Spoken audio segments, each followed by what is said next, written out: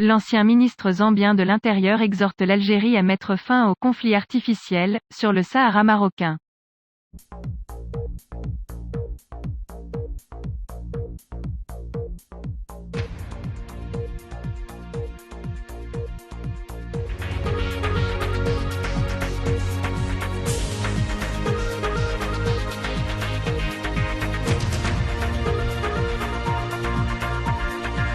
L'ancien ministre zambien de l'Intérieur, Grace Ngabo, a exhorté l'Algérie à assumer ses responsabilités afin de mettre fin au conflit artificiel, sur le Sahara marocain, soulignant la ferme volonté du Maroc de poursuivre la politique de la main tendue, que le roi Mohamed VI a réitérée à plusieurs reprises.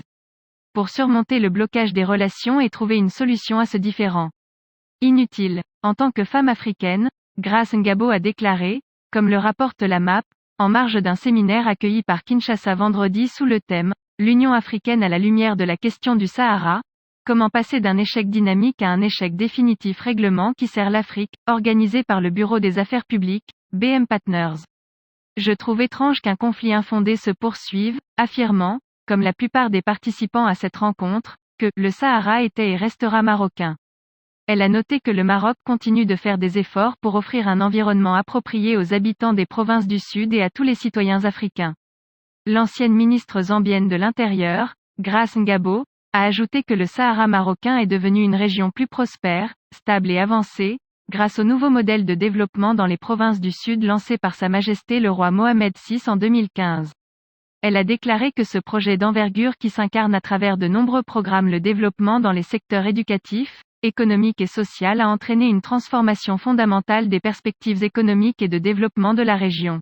Elle a souligné que ces initiatives sont mises en œuvre dans un cadre global et stratégie nationale intégrée de développement, qui vise à améliorer les conditions de vie de la population locale et à mettre en œuvre de grands projets d'infrastructures afin d'assurer un lancement économique durable dans diverses régions.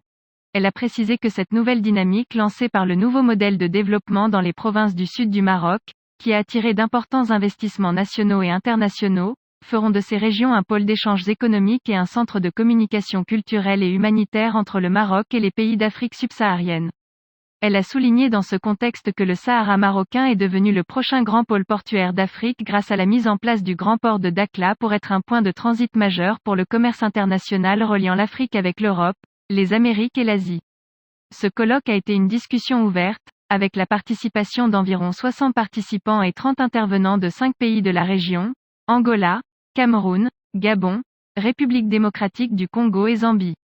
Parmi les intervenants, il y a des politiciens, des experts, des universitaires, des économistes, des représentants du secteur privé, des membres de groupes de réflexion et de la société civile, qui ont tenu des discussions intellectuellement stimulantes, basées sur l'approche du pragmatisme, de la pureté et de la science, et la recherche de solutions concrètes à un conflit artificiel qui continue de miner la stabilité, la paix et la sécurité de l'Afrique, ainsi que son intégration économique régionale et continentale.